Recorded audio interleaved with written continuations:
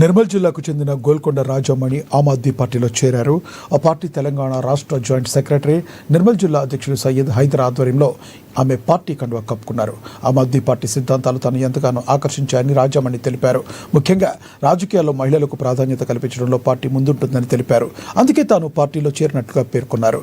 నేటి నుండి పార్టీ కార్యకలాపాల్లో చురుగ్గా పాల్గొంటూ జిల్లాలో పార్టీ పటిష్టతకు, ప్రజా సమస్యల పరిష్కారానికి కృషి చేస్తానని వెల్లడించారు.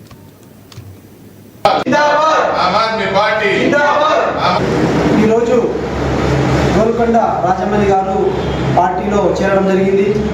ఆమ్ ఆద్మీ పార్టీ సిద్ధాంతాలను నమ్మి మా పార్టీలో వచ్చినందుకు ధన్యవాదాలు.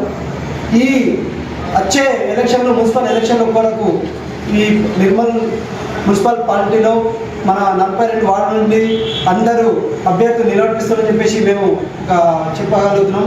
ఎందుకంటే బైసా, నిర్మల్, ఖానాపూర్లో మా ఆమ్ ఆద్మీ పార్టీ అభ్యర్థులను నిలబడిస్తున్నాం.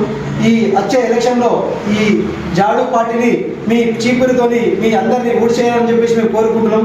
ఎందుకంటే మా అరవింద్ కేజ్రీవాల్ సిద్ధాంతాలను మేము ముందుకు తీసుకెళ్తామని చెప్పేసి మేము తెలియజేస్తాం. ఈరోజు గోల్కొండ రాజమణి గారు